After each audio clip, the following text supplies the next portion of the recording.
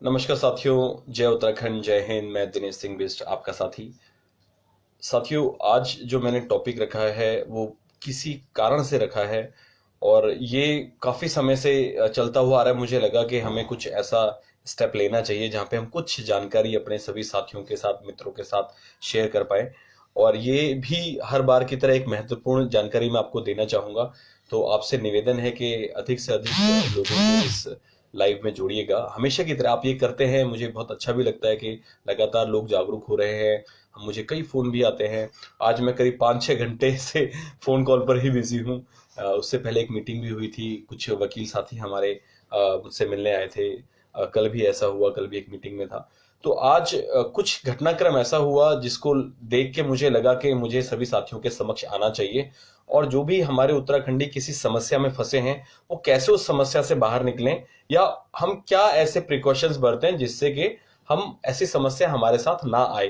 तो इस सिलसिले में मैं आपको बताना चाहूँगा। तो मैं कुछ आपको उदाहरण देना चाहूँगा पिछले कुछ महीनों में या कुछ समय से जो हमारे साथ हुआ है या कुछ अन्य लोगों के साथ हुआ है, हमने कैसे हेल्प करी है। तो इस चीज़ पर मैं थोड़ी चर्चा करना चाहूँगा, आपको बताना चाहूँगा। तो आज का जो टॉपिक है उससे सबसे पहले मैं धन्यवाद करना चाहूंगा सभी साथियों का जो भी जुड़े हैं। शुभा मैम, बलबीर जी, त्रिलोक बिष्ट जी, पवन नेगी भाई, मन्नी रावत, हिम्मत पवार, तरुण जोशी भाई, उमेश भट्ट जी और भी जो भी अन्य साथी जुड़े हैं, यशिता जोशी मैम, उन सबका बहुत बहुत धन्यवाद जुड़ने के लिए। आप हमेशा की तरह इसको शेयर करते हैं। तो समस्या पे आता हूँ डायरेक्ट, टाइम ज्यादा वेस्ट ना करते हुए।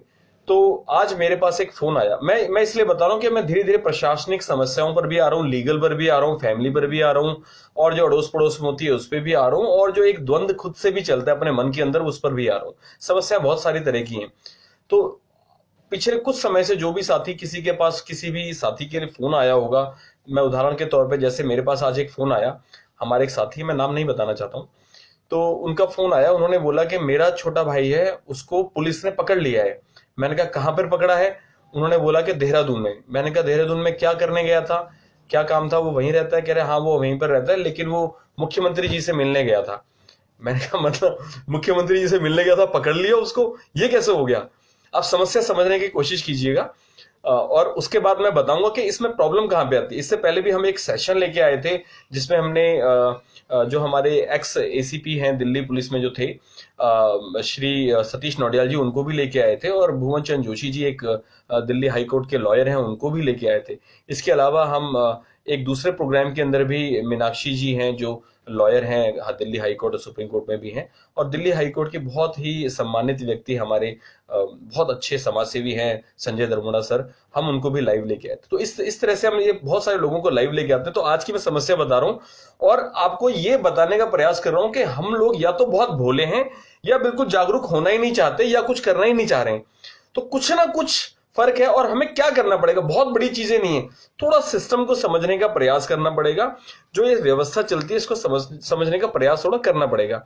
सभी साथी जो जुड़ रहे हैं उनका बहुत बहुत धन्यवाद। प्लीज वीडियो को शेयर कीजिएगा और मैं सभी साथियों का नाम ले नहीं पाऊंगा, बाकी लोग बोलेंगे हमारा नाम नहीं लिया दिनेश भाई ने और लोगों का नाम ले लिया। तो आज मेरे पास एक फोन आया। उन्होंने बोला कि दिनेश भाई, मेरा छोटा, वो हमारे वनयू की टीम के साथी है, मेरा छोटा भाई जो है उसको पुलिस ने पकड़ लिया। मैंने कहा कहाँ पे? उन्होंने कहा देहरादून। मैंने कहा क्या किया उसने? उसने कहा कि कुछ नहीं किया, वो मुख्यमंत्री जी से मिलने जा रहा था। मैंने कहा मुख्यमंत्री जी से मिलने जाएंगे, ऐसे तो पकड़ेंगे नहीं। तो कह रहे हैं कि इस थाने में किसी को भी भेज दो, गढ़ी कैंट वहां पे पुलिस स्टेशन है, कि यहाँ पर किसी को भी भेज दो, इसको छुड़ा लिया जाएगा। तो वो बस उसकी श्योरिटी दे देंगे कि हाँ भाई ये लड़का जेन्युइन है, ऐसी कोई दिक्कत नहीं है। तो मैंने कहा ठीक है, मैं बात करता हूँ। तो हमारी टीम में पूजा चमोली मैम है, मैंने सबसे पहले उनसे बात करी, वनयू की टीम की, वहां से देहरादून जिला की अध्यक्ष है। और उपाध्यक्ष जो हमारी है वहां पे बनी रीना जी, मैंने उनसे भी बात करी, उन्होंने आपस में भी बात कर ली। तो जाने को तैयार हो गई। मतलब कितनी अच्छी बात है कि एक हम कैसे मिले। आज तक मैं उनसे कभी फेस टू फेस नहीं मिला हूँ, फोन पर बात हुई है या सोशल मीडिया के माध्यम से हम मिले हैं। तो बहुत से लोग जो ये कहते हैं, कई बार मैं कहना चाहूंगा किसी पर उंगली उठाने का फायदा नहीं, कि सोशल मीडिया के माध्यम से भी ग्राउंड वर्क हो सकता है। वो ऐसा हुआ कि सोशल मीडिया के माध्यम से ही ये नेटवर्क बना है। रीना मैम से मैं कभी नहीं मिला हूं, उस पुलिस स्टेशन गई थी। तो क्या हुआ, अब उस लड़के, उस मैंने कहा अपने भाई का नंबर मुझे दो, उनका छोटा भाई था। मैंने उसका नंबर लिया। तो उन्होंने कहा नहीं, मैं उसको बोलता हूं, आपको फोन करेगा। उस लड़के का फोन मेरे पास आया। मैं अपने एक वकील साहब जो मीटिंग थी उनके साथ ही बैठा हुआ था, तो उन्होंने कहा कि भाई तुम उस लड़के से क्या बात पूछोगे, लड़का अपना अपना डिफेंस ही बताएगा, चाहे उसकी गलती भी होगी तुम्हें तो वो यही बोलेगा कि भाई मेरी कोई गलती नहीं है। तो तुम सीधा उसको लड़के को बोलो मेरी पुलिस अधिकारी से बात कराए, जो भी वहां पे पुलिस वाला था। तो ये बहुत अच्छी बात है, ये भी समझने की बात है कि पहले हम मामले की जांच उसमें जांच पड़ताल करें। हम ये ना सोचे कि हमारा उत्तराखंडी तो सही होगा। जैसे एक बैंक का केस हुआ था, पवन नेगी भाई जुड़े, उनका मुझे पता था क्योंकि मैं उनको पहले भी मिल चुका हूं, फोन पर भी बात हुई है, और वो अपनी माताजी के साथ गए थे, तो ऐसा उन्होंने बदतमीजी नहीं करी थी, मुझे पता है, मैं उस लड़के को पर्सनली जानता हूं। तो इसी तरीके से अब ये जो केस हुआ, इस लड़के को मैं जानता नहीं, इनका छोटा भाई था। तो समस्या कितनी गहरी है मैं आपको बताता हूं। जब मेरी पुलिस वाले से बात हुई, पुलिस वाले ने बोला कि सर एक्चुअली ऐसा था, ये इनके हाथ में एक पेपर था और ये मुख्यमंत्री आवास के बाहर कल रात को घूम रहे थे, मुख्यमंत्री आवास के बाहर कल रात को घूम रहे थे, चक्कर काट रहे थे। तो आवास से हमें फोन आया कि भाई यहां पर एक व्यक्ति संदिग्ध दिख रहा है हमें, जो बार बार चक्कर काट रहा है। तो पुलिस वाले आए, उनको उठा के ले गए पुलिस स्टेशन में। तो उस पुलिस वाले ने मुझे ये बात बताई। अब ये बात तो मुझे कोई बताने को तैयार नहीं था कि भाई वो सही हालत में था कि नहीं, हो सकता है वो पी रखा हो सकता है कि वो उसकी दिमागी संतुलन ठीक ना हो। तो मैंने, जो मेरे पास फोन आया था, मैंने उसी से पूछा, मैंने कहा भाई आपके भाई का दिमागी संतुलन क्या ठीक है? उन्होंने कहा हाँ ठीक है। मैंने कहा तो वो क्यों गया? कह रहा वो थोड़ा परेशान था, मुख्यमंत्री जी से मिलना चाहता था, पिताजी को लेके कुछ समस्या थी, जो उनकी कुछ होगा आधिकारिक रूप से कुछ समस्या होगी।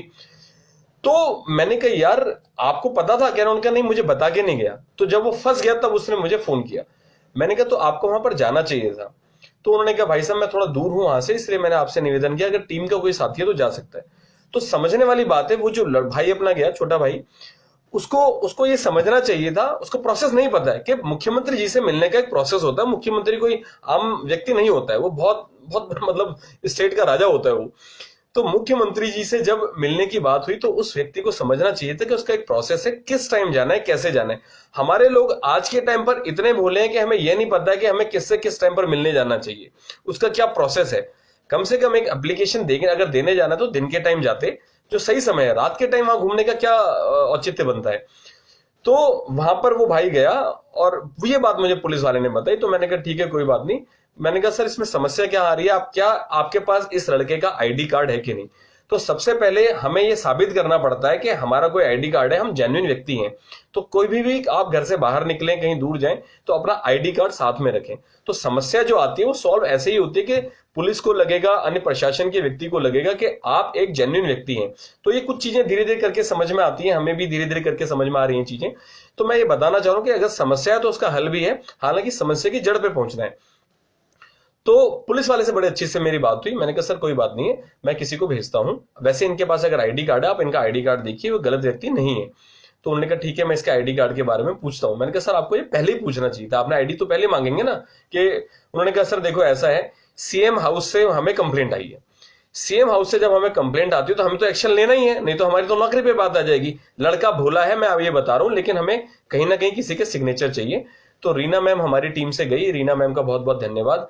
और एक महिला होने के नाते भी वो कहीं दूर थी, स्कूटी में बहुत तेजी से उन्होंने, मैंने कहा मैम इतनी तेजी से क्यों गए, बाद में उन्होंने मुझे बताया जब बात हुई, तो उन्होंने अपने साइन वाइन हाउस पुलिस स्टेशन में किए।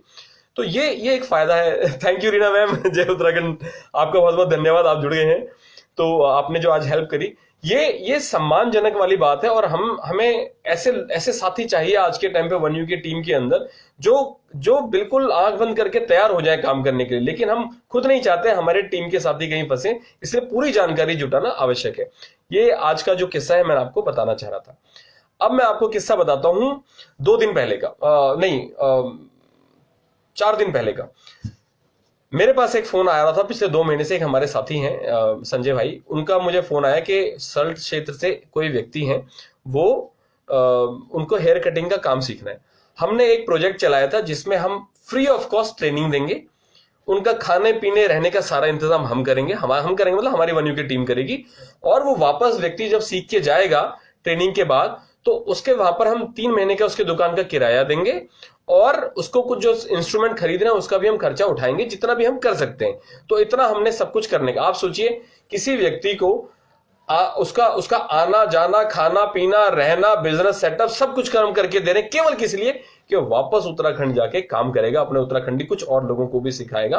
तो ये हमारा प्रयास था। अब यहां पे समझने वाली बात की समस्या क्या थी, समस्या ये थी कि उस व्यक्ति का हल कैसे निकलेगा। मैं ये बता रहा हूं कि इसमें हमारा फेलियर क्या रहा। ऐसा नहीं कि हमने सारे काम बिल्कुल टॉप क्लास कर दिए और हम या नहीं कर पाए, या फेलियर बताना जरूरी है। फेलियर ये रहा कि हम व्यक्ति को समझ नहीं पाए।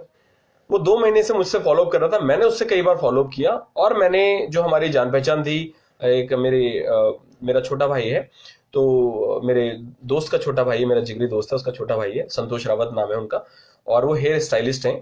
जो मैसेंजर ऑफ गॉड मूवी आपने देखी होगी बाबा राम रहीम वाली, उसकी पूरी हेयर स्टाइलिंग का कॉन्ट्रैक्ट उन्हीं को मिला था। अभी वो फिलहाल गोदरेज में ट्रेनर है वो। तो उनके किसी मित्र का साउथ दिल्ली के अंदर उनका हेयर कटिंग का सैलून है, तो यूनिसेक्स है, लेडीज जेंट्स दोनों आते हैं। हमने प्रयास ये किया कि हम क्यों ना भाई अपने भाई को सिखाएं, और कुछ सीखना चाहता है केवल इसलिए कि वो उत्तराखंड में रह के सीखेगा, काम करेगा, पैसा कमाएगा और लोगों को भी सिखाएगा। हमने कहा चलो रिस्पॉन्सिबिलिटी देते हैं। सारी बात हुई, सारा सेटअप हो गया, रहने खाने पीने का सब इंतजाम हो गया, और मैंने उनको 1 हफ्ते पहले ही बोल दिया था कि मैं आपको जनवरी के फर्स्ट वीक में बुलाऊंगा। उसके बाद उनसे बात हुई। अब मैंने उनको जब बात की, उन्होंने कहा यार मेरे को ना कोई बंदा मिल गया है। मैंने कहा अच्छा। पहले उन्होंने फोन ही नहीं उठाया, मैंने व्हाट्सएप किया, उसका जवाब नहीं आया। मैंने फिर उनको 2-3 बार फोन किया, फिर उन्होंने फाइनली फोन उठाया। मैंने कहा सर मैं थोड़ा बिजी था। मैंने कोई बात नहीं, आप ये बताइए कि आप परसों आ सकते हैं क्या दिल्ली? आपने बोला मैं फर्स्ट वीक में, जैसे मैं आप बोलेंगे तो मैं रेडी रहूंगा, 2 दिन का टाइम चाहिए। तो मैंने बोला 2 दिन पहले आपको बता रहा हूँ, आप परसों आ जाइएगा, आपका सारा इंतजाम हो गया। कह रहे सर एक्चुअली प्रॉब्लम ये आ गई है कि मुझे ना अपने क्षेत्र में ही एक व्यक्ति मिल गया है उत्तराखंडी, जो दिल्ली से सीख के आया और वो मुझे सिखाएगा। मैंने कहा अगर ऐसी बात है तो बहुत अच्छी बात है। तो मैंने कहा आपकी उससे बात कब हुई? उन्होंने कहा मेरी 2 दिन पहले उससे बात हुई है। मैंने कहा तो आपको मुझे बताना चाहिए था। अगर आपका कहीं सेटलमेंट हो गया, बात हो गई, तो आपको बताना चाहिए था कि हम आपकी हेल्प कर पाए, या आपकी जगह किसी दूसरे व्यक्ति को भेजना, आपको ये चीज बतानी चाहिए। तो मैंने ऐसे उनको बोला, तो उन्होंने बोला कि सर मैं बताना चाहता था, ऐसा चाहता। मैंने कहा अब आप दिल्ली आना चाहते हैं कि नहीं? उन्होंने कहा सर मैं दिल्ली नहीं आना चाहता हूं। मैंने कहा मतलब हमारी बात खराब हो गई है, कोई दिक्कत नहीं, इससे पहले भी ऐसे ही हुआ था।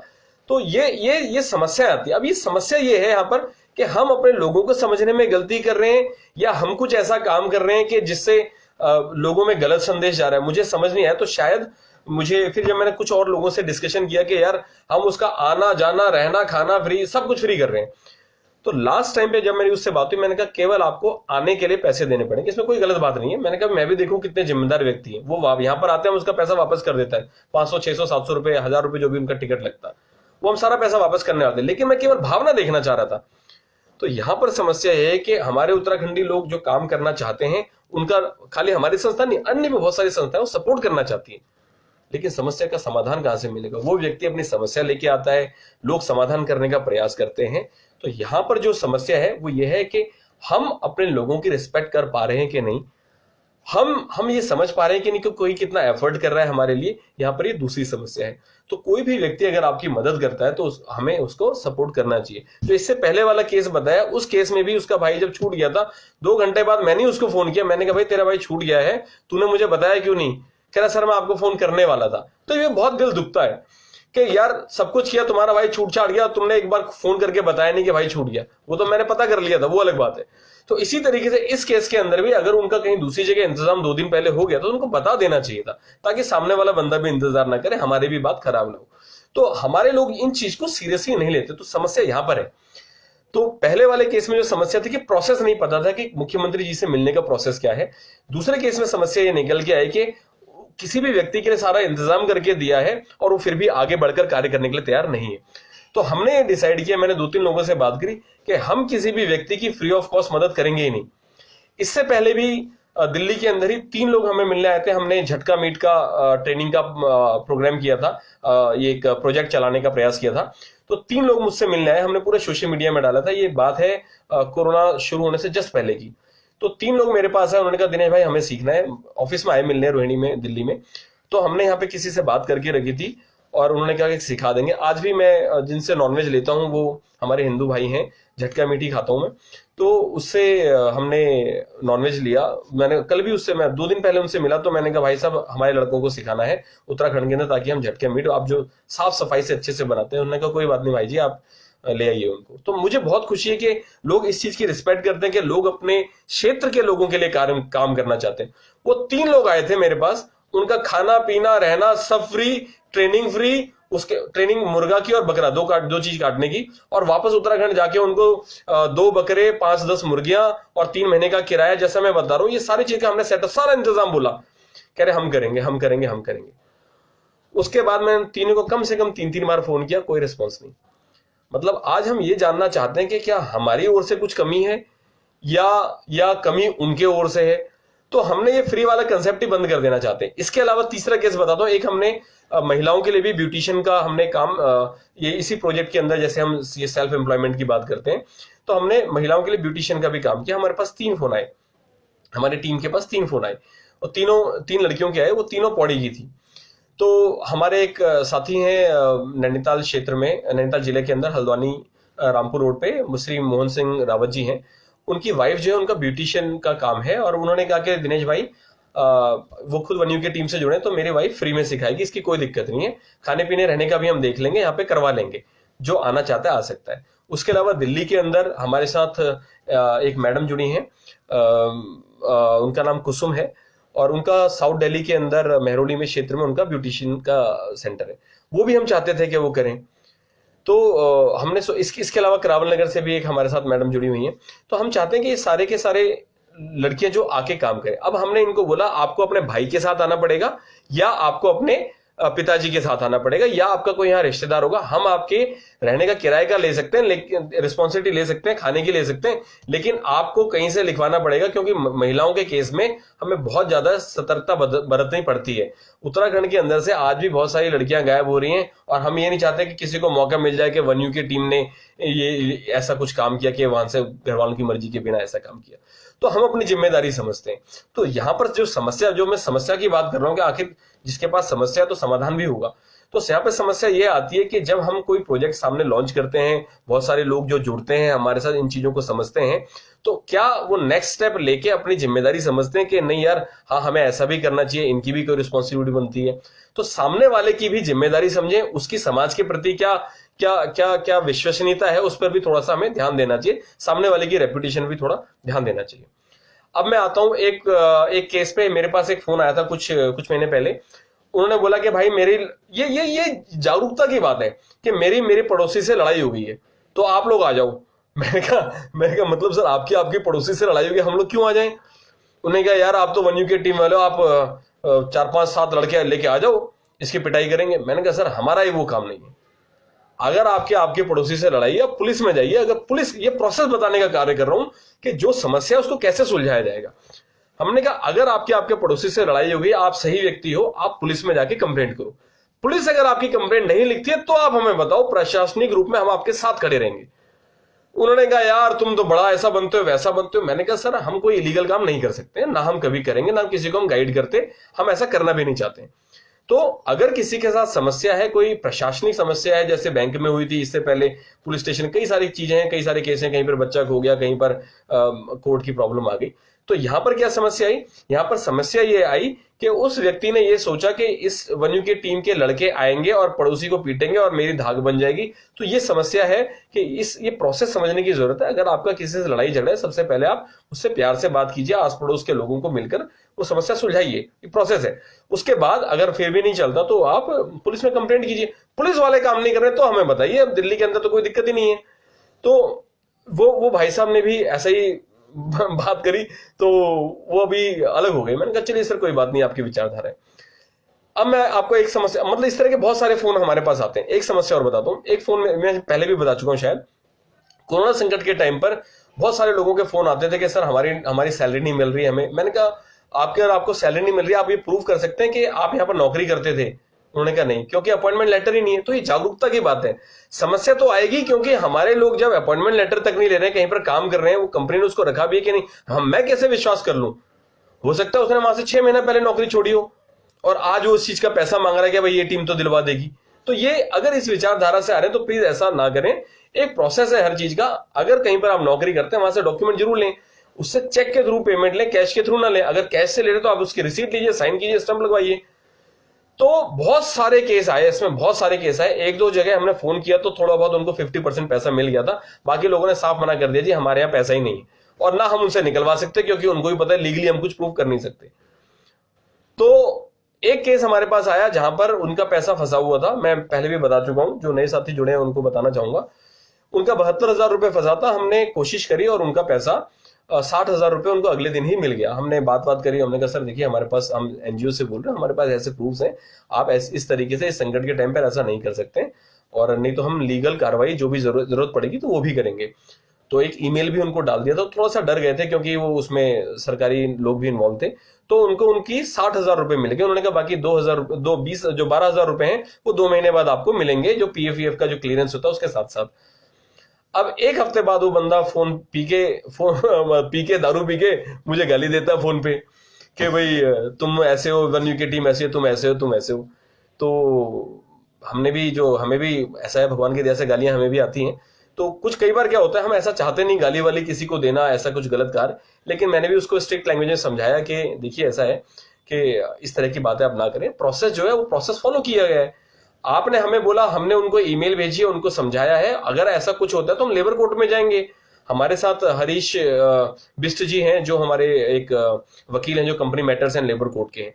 तो ये प्रोसेस समझना बहुत जरूरी है कि पहले मेरी जिम्मेदारी क्या है, मुझे किसके पास जाना चाहिए। आज के टाइम पे किसी को समस्या होती है, वो सीधा फोन करता है कि भाई मैं इससे बात करूंगा, समस्या का सोल्यूशन मिलेगा। नहीं, सबसे पहले प्रोसेस समझना जरूरी है। समस्या तो है लेकिन सोल्यूशन कौन दे रहा है? सोल्यूशन और रास्ता बताने वाले गलत रास्ता बताने वाले हैं। अब मैं आपको एग्जांपल देता हूं, उत्तराखंड के अंदर किसी भी तरह की प्रशासनिक समस्या है, बिजली की है, जल की है, रोड की है, 50 तरह की समस्याएं। लोग कहते हैं भाई जी आप लेटर डाल दो, कुछ आपकी तरफ से कुछ हो जाएगा। मैंने कहा लेटर हम डाल देंगे, लेकिन आपने क्या किया पहले? उन्होंने कहा हमने क्या करना था, हम तो विधायक से मिल के आए। मैंने कहा कुछ लिख के दिया? कह रहे नहीं लिख के दिया। मैंने कहा समस्या केवल आपके गांव में रोड नहीं है, आसपास के गांव में रोड नहीं है? उन्होंने कहा जी गांव के आसपास के 4-5 गांव और जुड़े हैं। मैंने कहा सारे ग्राम प्रधान को इकट्ठा करो, उनसे लिखवाओ, उनके स्टैंप लगवाओ, उनके सारे गांव के लोगों के साइन लगवाओ। थोड़ी मेहनत करनी पड़ेगी ना। आज के टाइम पे लोग प्रोसेस से निकल के बाहर जाके सोचते हैं फोन करवा के काम हो जाएगा। हमारी ऐसी कोई जान पहचान नहीं है। कोई सोचता है हम किसी को फोन करेंगे और काम हो जाएगा, हमारी ऐसी कोई जान पहचान नहीं। हम केवल प्रोसेस फॉलो करते हैं और जो भी काम होगा प्रोसेस के थ्रू ही होगा, और भगवान की दया से अच्छे काम हुए हैं।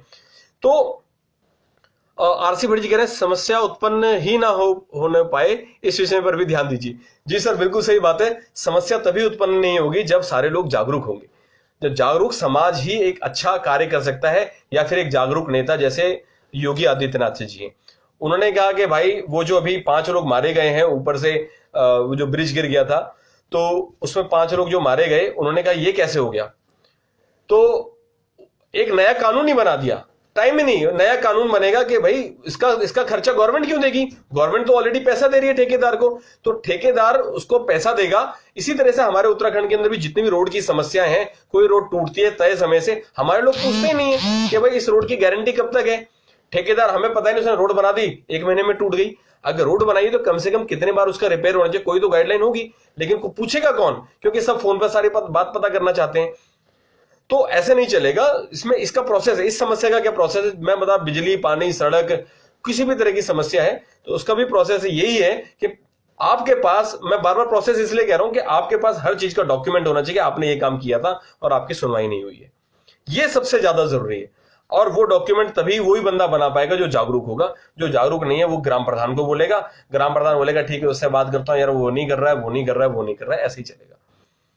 आज के टाइम पर अगर समस्या है तो हमें समाधान देना पड़ेगा। समाधान हम देने का प्रयास करते हैं, इसी जागरूकता की हम बात कर रहे हैं कि पहले अगर हम समझ जाएं, जैसे सड़क की प्रॉब्लम है, मैं उसी का एग्जांपल ले रहा था। 4 गांव हैं, 4 ग्राम प्रधान है। ग्राम प्रधान की जिम्मेदारी बनती है अपने साथ एक बंदे को लेके पूरे गांव के लोगों के नाम लेके साइन करके ये करवाए।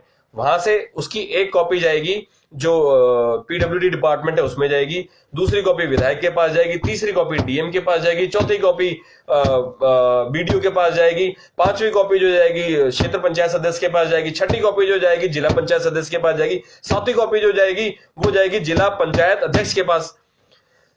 लेकिन करेगा कौन? इनके पास जाना पड़ेगा, ये सारी चीज करनी पड़ेगी, लोगों से मिलना पड़ेगा, बात करना पड़ेगा, और वहां जाके हाथ जोड़ के खड़े हो जाते हैं। अरे हाथ जोड़ के क्यों खड़े होते? हमारे गांव में रोड चाहिए, आप बताओ हमारा कौन से नंबर में लिस्ट है, लिस्ट में कौन सा नंबर है? एक्चुअली क्या होता है, पीडब्ल्यूडी के पास पूरी लिस्ट आती है और गवर्नमेंट से फंडिंग आती है। अब रोड बनानी है हमें पूरे उत्तराखंड के अंदर, सपोज उसके अंदर आना है 1000 करोड़ का खर्चा, सरकार का बजट है 200 करोड़ का, तो 200 करोड़ कहां पे खर्च होंगे?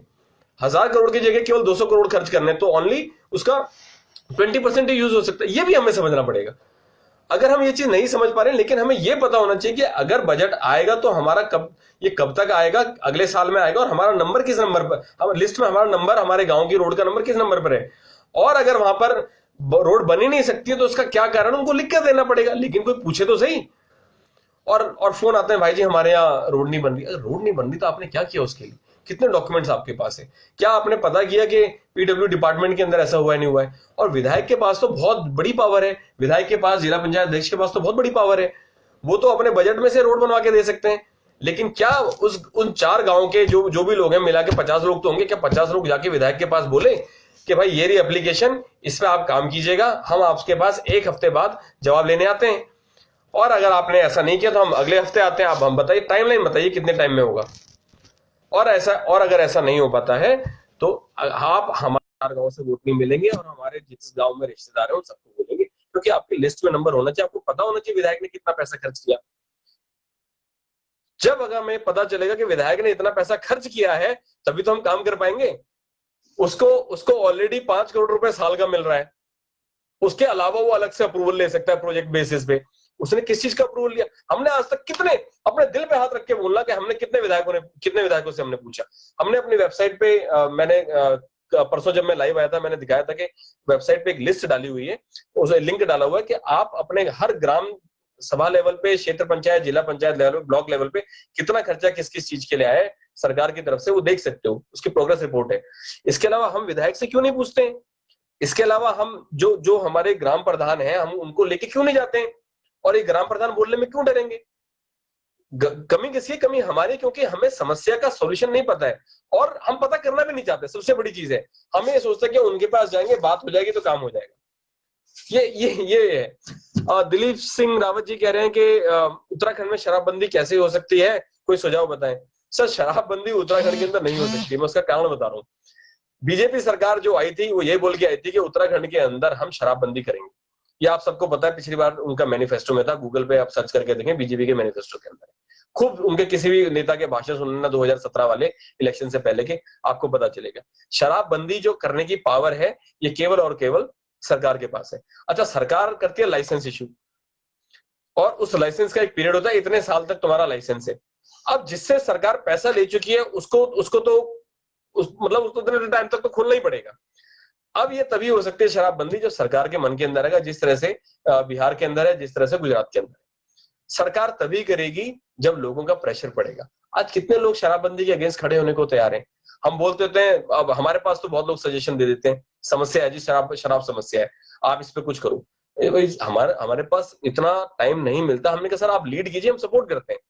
शराबबंदी के लिए किसी अधिकारी से मिलना है, किसी को ईमेल भेजनी है, कहीं 50 जगह बात करनी है। अब सारी जगह दिनेश बेस्ट बात नहीं कर सकता, अजय बेस्ट बात नहीं कर सकता, शंकर भाई नहीं, शोभा मैम नहीं, पूजा मैडम नहीं, अधिकारी जी नहीं, नेगी जी नहीं, रावत जी नहीं, सारी जगह हम लोग बात नहीं कर सकते। अगर आपको इस चीज को लेकर लगता है कि समस्या खतरनाक है, हमें इस पर काम करना चाहिए, तो आप खुद आगे आइए, हम आपके साथ खड़े हैं, आप बोलिए क्या करना है।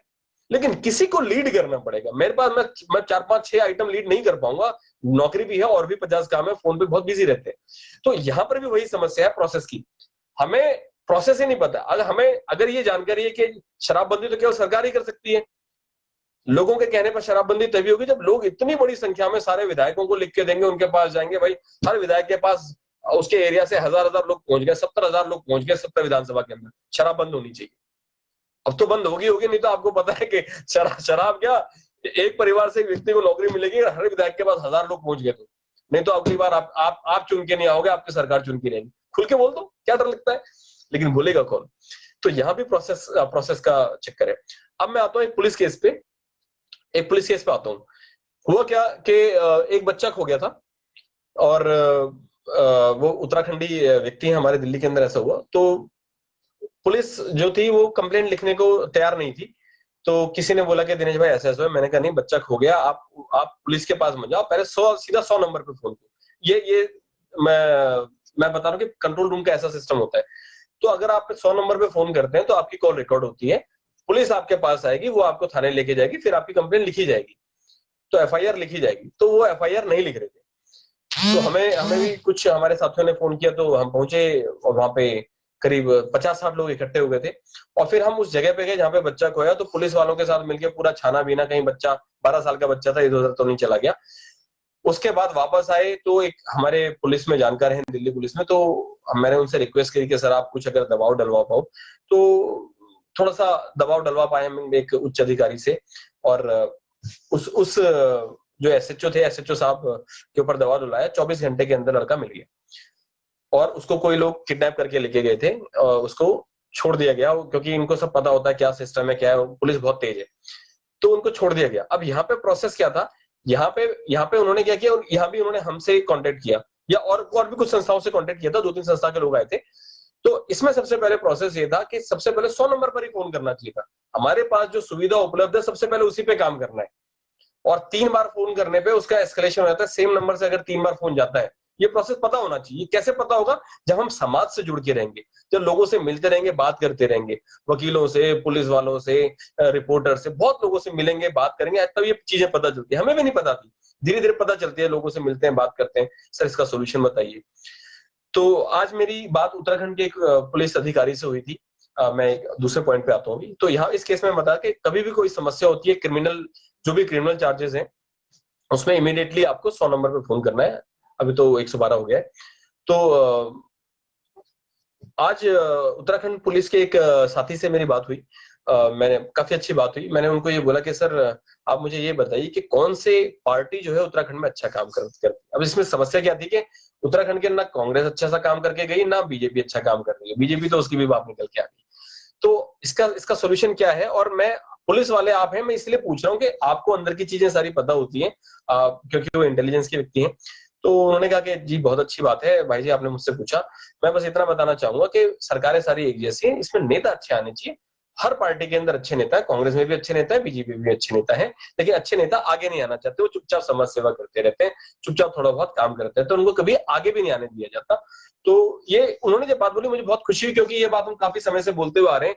आज के टाइम पर अगर हम ये रोना रोते रहें, किसी को तो त्याग करना ही पड़ेगा कि भाई मेरे गांव में ये नहीं है, या मेरे ब्लॉक में ये नहीं है, मेरे जिले में नहीं है, तो उसके लिए हम खुद क्यों ना इलेक्शन पे खड़े हो जाए। हम का मतलब, मैं अपनी बात नहीं कर रहा हूँ, जो भी ग्राम सभा लेवल पे, जैसे मेरे पिताजी खुद इस बार ग्राम पंचायत इलेक्शन में नहीं खड़े हुए, उनको बाद में पछतावा रहा, उनको खड़ा होना चाहिए था, उनको निर्विरोध चुना जा रहा था, तो समस्याएं सॉल्व होती।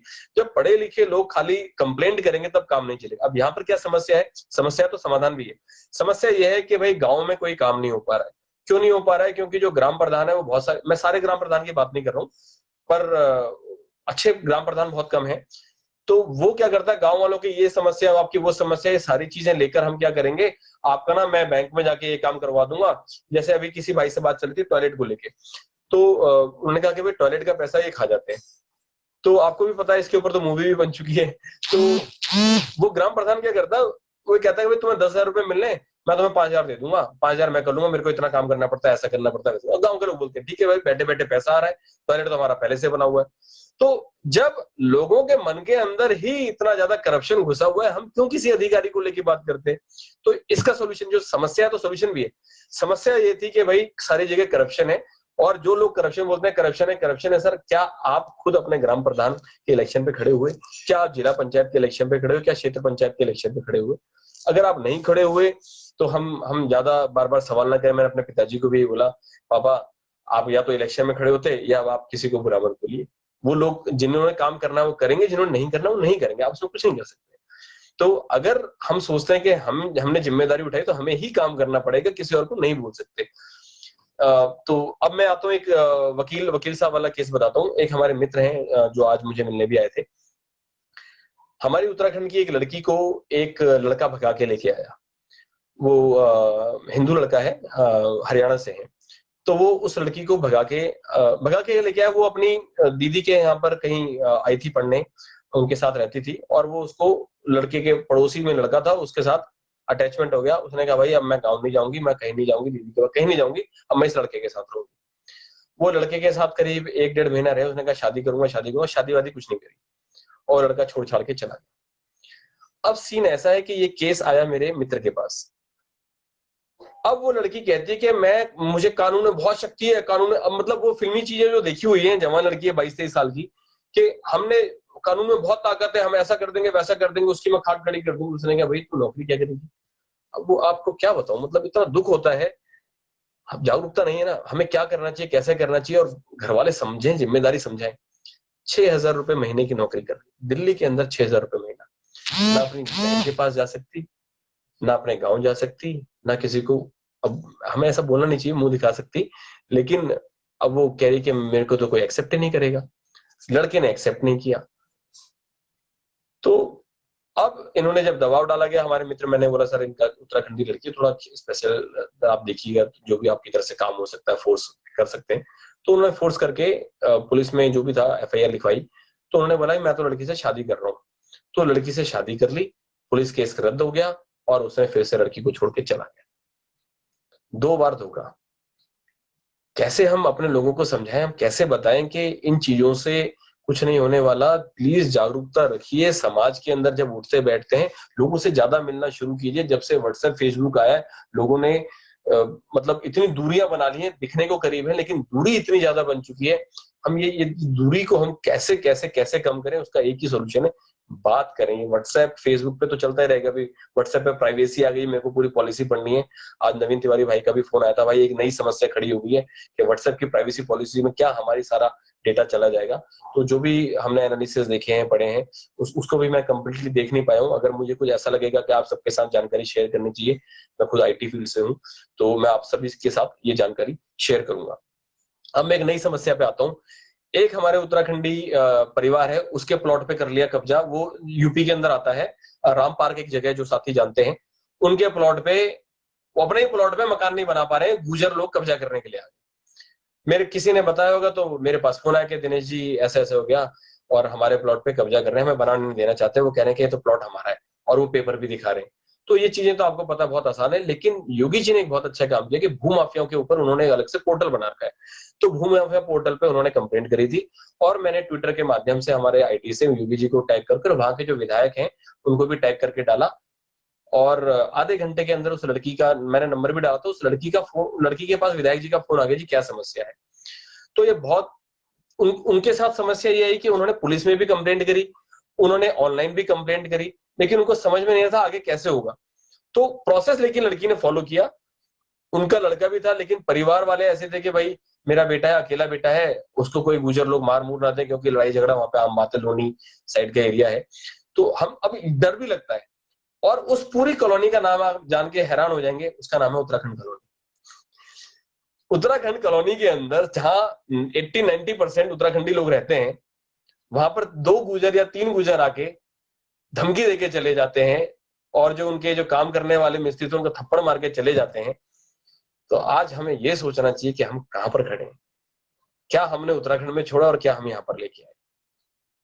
खैर, तो उस पर मेरी एक पुलिस अधिकारी से बात हुई। मैंने कहा सर, वो यूपी के थे, तो मैंने कहा सर ऐसी ऐसी समस्या है, आप क्या आपकी तरफ से कंप्लेन लिखी जाएगी या नहीं। उन्होंने कहा सर हम कंप्लेन लिखने के मना नहीं कर रहे हैं, आप इनको कल भेज दीजिए, हम कंप्लेन लिख लेंगे। तो उन्होंने कंप्लेन लिखी, और जब दबाव पड़ा और हमने बताया सर हम एनजीओ से हैं, अगर आप ऐसा करते हैं तो ठीक है, नहीं तो फिर हमें जो ठीक लगता है हम अपने ओर से इसको एस्केलेट करेंगे, आपके एसपी डीएसपी जो भी होते हैं उनके पास एस्केलेट करेंगे। और सोशल मीडिया की टीम भगवान की दया से हमारे पास ठीक ठाक है, तो ये मैटर उड़ जाएगा ज्यादा लंबा। तो ठीक जैसे तैसे करके कुछ पैसे शायद इन्होंने दिए इन फैमिली वालों ने, लेकिन उनका मैटर रिजॉल्व हो गया। तो मैं बस ये कहना चाह रहा हूँ कि अगर हमें प्रोसेस नहीं पता है, जानकारी नहीं पता, तो समस्या हमारे आगे खड़ी रहेंगी। सबसे पहले हमें ये देखना है कि इस समस्या अटकी कहां पर, इसका ये कहां पर अटकी। प्रोसेस जो है, प्रोसेस समझना बहुत जरूरी है। और खाली हमें जो अभी भरत सिंह रावत जी कह रहे हैं मैं भी आपकी टीम में शामिल होना चाहता हूँ, सर आपका बहुत बहुत धन्यवाद, आप शामिल होना चाहते हैं, हमें बहुत खुशी होगी। लेकिन मैं ये भी बताना चाहूंगा कि बहुत सारे लोग केवल इसलिए शामिल होते हैं कि यार कल को वन यू की टीम मेरी मदद करेगी। लेकिन हम वन यू की टीम को क्या दे रहे हैं, हम अपने समाज को क्या दे रहे हैं, अपने क्षेत्र को क्या दे रहे हैं। आज मैं कहता हूं कि कौन सा ऐसा व्यक्ति है जिसके 5 साथी नहीं है, 5 अच्छे दोस्त नहीं है, या जो जो सोशल मीडिया में 50 लोग अपने साथ नहीं जोड़ सकता। एक ग्रुप हमने बनाया कि 2 लाख उत्तराखंडियों को जोड़े। कल जिससे लाइव भी आए थे हम, मशरूम के ऊपर बताई थी हमने बात। क्या 2 लाख लोग जोड़ना इतना बड़ा काम हो गया, इतना बड़ा काम हो गया। हर हर व्यक्ति के ग्रुप के अंदर कम से कम 1000 लोग हैं, 200 लोग ही चाहिए, मात्र 200 लोग चाहिए। और हमारे उस ग्रुप के अंदर कितने लोग हैं, 14,000 के आसपास, 14,000 से ऊपर लोग हैं। 14,000 लोगों में से 200 लोग ऐसे नहीं निकल के आ पा रहे हैं जो 1000 लोगों को ज्वाइन करा। खाली इनविटेशन इनवाइट करना है बस, और कुछ नहीं करना है। लेकिन ये करेगा कौन, जो सोशल मीडिया पे बैठ के घर बैठे बैठे जो काम करना है, हम सोशल मीडिया पे नहीं जोड़ पा रहे, हम ग्राउंड लेवल पे कैसे जोड़ेंगे। ये बहुत बड़ी समस्या है। और इस समस्या से जो सबसे बड़ी समस्या उत्पन्न होती है वो ये है कि हम इकट्ठे रह के फ्रेंड लिस्ट में 5-5, 10-10, 50-50 हजार लोग साथ जोड़ के, मेरे इसमें भी कम से कम मेरे ख्याल से 15-16 हजार फॉलोअर हैं पेज पे, लेकिन ऐसे फॉलोअर होने का, साथ जुड़ने का कोई फायदा नहीं जहाँ केवल दिखाने के लिए साथ है, वहां काम करने के लिए कोई साथ नहीं। तो साथियों, ये बदलाव जो है, ये समस्या है, ये समस्या वहीं से शुरू होती है। पुराने लोग कह के गए हैं कि एकता में शक्ति है, अगर एकजुट रहेंगे समस्या आएंगी नहीं। अभी एक साथी ने सवाल पूछा था, तो हर समस्या का सोल्यूशन एक है, संगठन में शक्ति होती है, और वो संगठन अगर हम अच्छा बना के रखेंगे, मैं कहता हूँ आप 2 लाख लोग जुड़िए तो सही, दिखाइए एक बार कमाल। आप सोशल मीडिया पे बैठे रहिए, हम ऐसा नहीं करें, सोशल मीडिया में बहुत ताकत है। पूरी बीजेपी गवर्नमेंट जो सोशल मीडिया के माध्यम से इतना आगे पहुंची, एक नई तरह की सोशल इंजीनियरिंग करेगी। जिन साथियों को पता है सोशल इंजीनियरिंग का मतलब है, जिनको नहीं पता है वो बताना चाहूंगा कि एक इस तरह का एक एक्सपेरिमेंट होता है जिसमें लोगों की मानसिकता बदल दी जाती है। पूरे इंडिया के अंदर आज भगवा भगवा भगवा करके, ये भी सोशल इंजीनियरिंग है, चाहे कोई पॉजिटिव यूज के लिए करता है, कोई नेगेटिव यूज के लिए करता है। तो हम भी एक सोशल इंजीनियरिंग करना चाहते हैं, लेकिन वो केवल पॉजिटिव है। वो ये दिखाना चाहते हैं उत्तराखंडियों को एकजुट होना पड़ेगा, चाहे उत्तराखंड में, चाहे उत्तराखंड से बाहर है।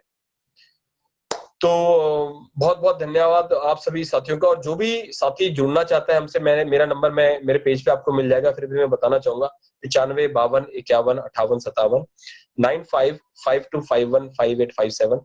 ये वीडियो सबके साथ शेयर कीजिएगा और अपनी जिम्मेदारी समझें। कोई भी समस्या है तो पहले उसका प्रोसेस पूछिए, प्रोसेस वही बताएगा जिस फील्ड की समस्या है। अगर क्राइम की समस्या है तो पुलिस बताएगी, या फिर उस समस्या के बारे में आपको वकील बताएगा। अगर वो एजुकेशन से रिलेटेड समस्या है तो आपको कोई टीचर बताएगा, या फिर एजुकेशन जो मिनिस्ट्री है या डिपार्टमेंट है वो बताएगा। तो सबसे पहले जिस भी चीज की समस्या है उसके अधिकारी से मिलना है, और अधिकारी अगर मिलने में ड्रामा कर रहा है, बात नहीं कर रही है, वो तब आप हमें बताइए, हम देखते हैं कैसे कैसे नहीं बताते। उनको बताना पड़ेगा, वो बैठे इसलिए, वो बताना ही पड़ेगा। किसी भी विभाग की समस्या है, बहुत लोगों के फोन आए कि भाई जी लोन नहीं मिल रहा। मैं कहा लोन किसी को नहीं मिलेगा, क्योंकि उनको यही नहीं पता है कि डिपार्टमेंट कौन सा बनाना है लोन के लिए।